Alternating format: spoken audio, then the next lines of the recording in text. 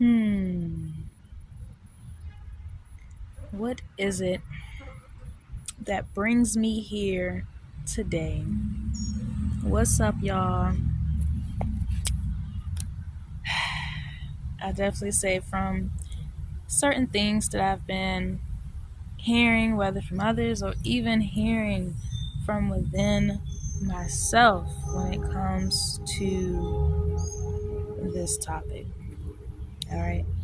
So, rejection is not a one stop, meaning in the first sign of a no or this isn't going to work out with you, or just a certain outcome that we may or may not have been expecting.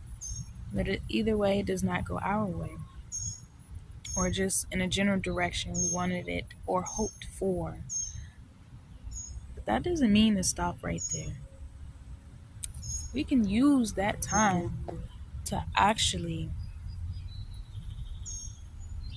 dive deeper into our own mind to see what self limiting beliefs we're still carrying, what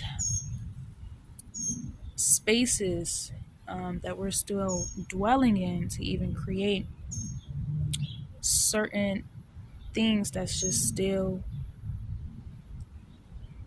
creating some sort of hindrance and where it is that we are looking to go, reach higher in depths for ourselves. So in the midst of confusion, ask yourself, in what ways are we contributing? Sure, it hurts when we feel as though we have not been chosen, but once reaching that point to where being let go turns into your own personal freedom, your salvation, then that's where we can truly start to endeavor in beauty, creation. A lot of people, or us, should say, want to be seen as the best choice, to serve ourselves up on the platter, to climb the ladder in certain spaces, whether a job, just any space that, um, a sense of belonging in, or looking at it as something that will boost up our own morale, so forth, a given relationship, or being a part of that community, and or being seen more in the light with your family and so forth, or someone else's and wanting to be liked. So my first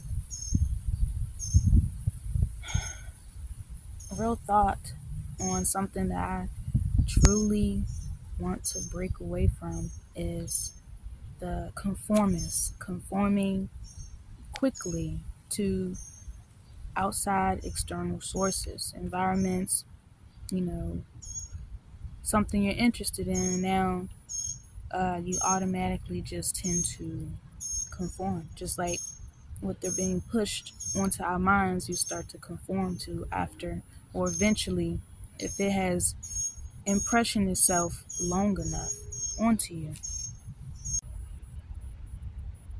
I'm going to have to add this in. But also, stop and ask yourself, are you being the sacrificial lamb? Are you playing that role as the martyr? Are you? Until you're looked at and condemned as unfit or that liability. So, yeah, that's not fun. It doesn't feel great. But instead of pointing fingers outwardly and looking at it to whereas you want to get angry or it's pushing your buttons and so forth, when in reality it's actually showing you a glimmer instead, to where this is where you still need to work at in this given point in your mind. All right, even relationships, I'm seeing and feeling and experiencing, relationships are turning into machinery unbeknownst to us. If the heart is being misplaced as remnants, even though its prime function is to you know, pump you up, pump the blood, whether in slow increments, then faster and faster, so that the blood, uses its power source needed to get to every part where it needs to go in the body. But now, even just having heart is seen as not enough. Why? If everything is always seemingly not enough, then of course, without having grace, we can inadvertently look at people as only robots who was not functioning properly due to not already showing up with a boatload of accolades, right?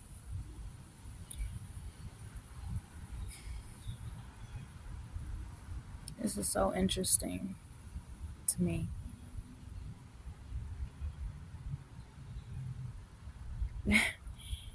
I'm gonna get back to that point. So, how to turn rejection into your personal freedom. Remember for yourself how far you have come in life. Appreciate the wonders of your own mind and how it's teaching you in this direct moment, within these moments, instead of giving yourself away by proving that you are worthy. Truthfully, truly, only I can define my worth. So, again, these lessons or situations to where it seems as though it's a power struggle, a tug and pull, or things that's just not long lasting. This is only for you to see inwardly what it is that you truly hold dear and value for yourself. Sometimes it's all right. You're going to have to go back to the drawing board, and that's where you want to get to. We don't have to do anything, but to start to look at this more objectively instead of why I wasn't chosen, why I wasn't the perfect one for this role, why um, this happened again to me. These are all emotions of the past grief, past griefings, holding on to certain dualness. And, well, them situations I experienced made me feel like that, but I'm not getting that feeling from this one over here. So it must be broken. It must be something wrong with it. How does that sound? When we start to view this as view even these unregulated emotions as the problem, you know, it's not always going to be pretty, and everything's not going to just be a one straight line. You're going to have your curves, you're going to have your roundabouts and other things that is protruding or in the way, if I can stop and ask myself, if I already had everything, everything that I wanted, will I still choose this?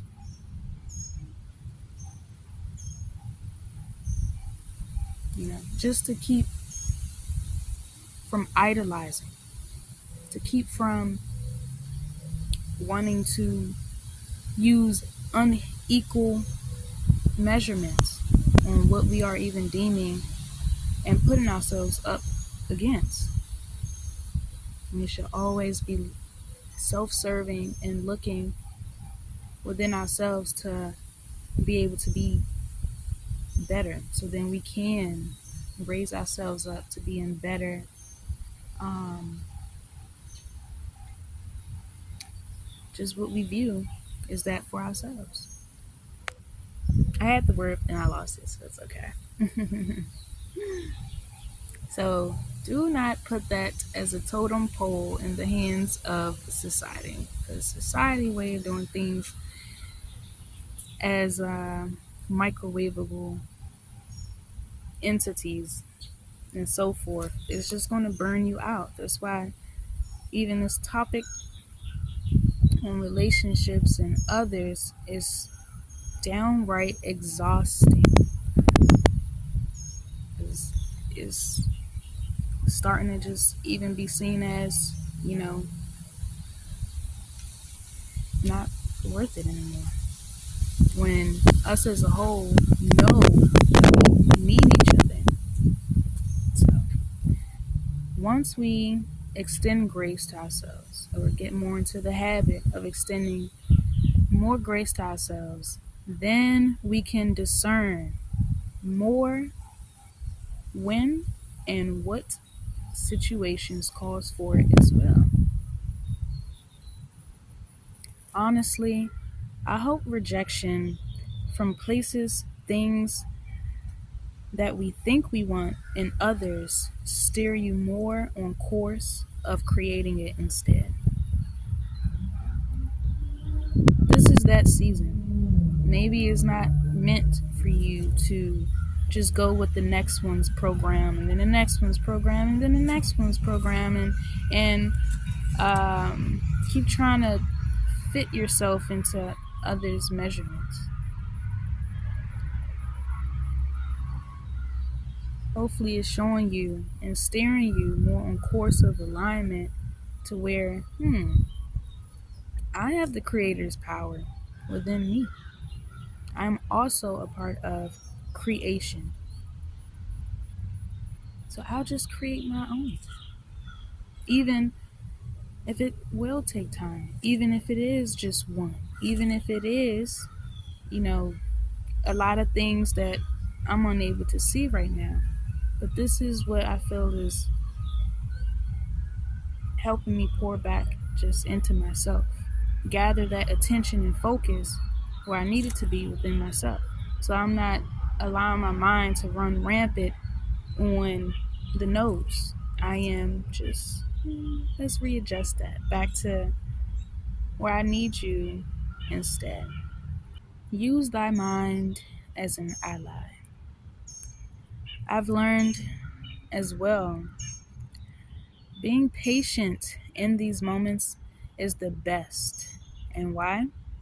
Because then you are not allowing the flesh, you're not allowing fear, or even uh, the product of environment and other wounds to control you. Now, how do you really know that you've gotten past a lot of things? You won't know until, of course, you meet or come across even higher vibrational beings than yourself. So that way you can work through those moments of self doubt. You can start to work on those moments of um, them blockages to where you struggle with. Sometimes it takes, you know, It takes that. So then you can finally see and readjust yourself accordingly. Okay. Rushing can only lead you to a pitfall faster. Rushing to get an answer, rushing to have others do what you want, even rushing the Creator to grant you what you need, as where patience can then have you stop and see where it is that you're going first and will provide clarity. It will also give room to see what they are willing to do also.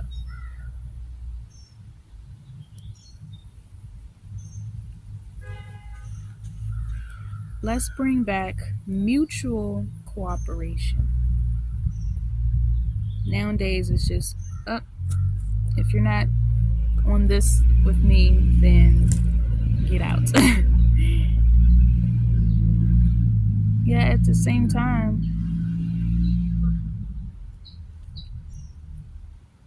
how would you know? Unless there's open room and space to even start to see that, like, oh, this is just honestly who you are.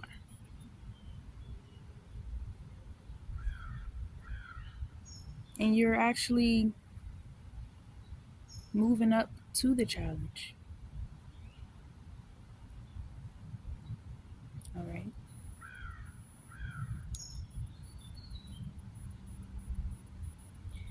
Coming to an mutual understanding. That's just like taking the time to learn another's language to have and greater understanding of the world around you, which also takes time. If everything comes served to you ready in 5 minutes, will you honestly think it has longevity for long term sustainability?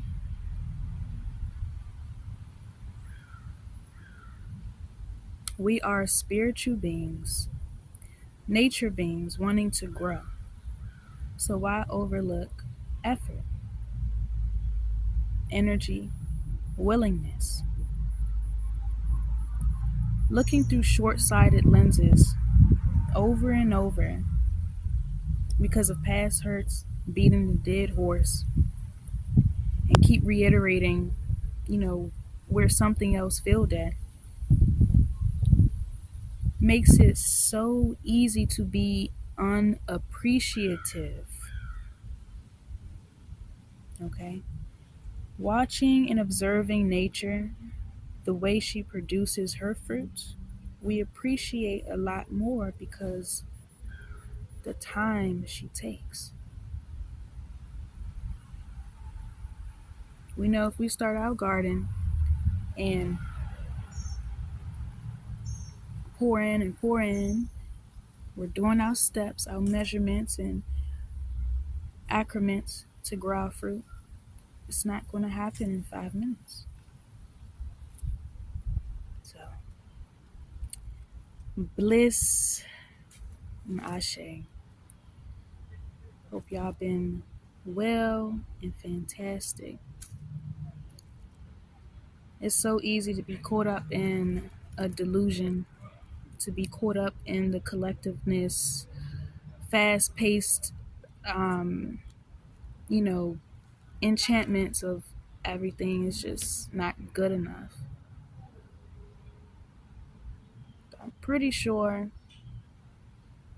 with this pattern, this is why things,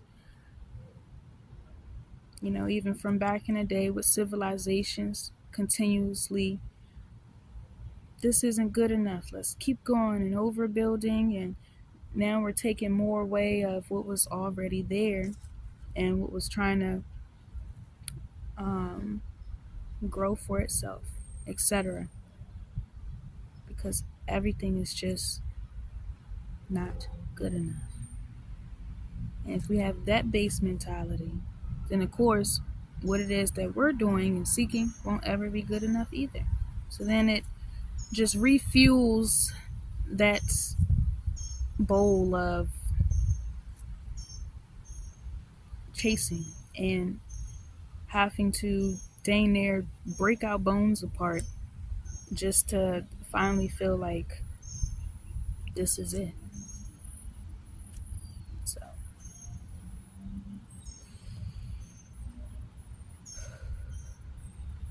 I'll see y'all.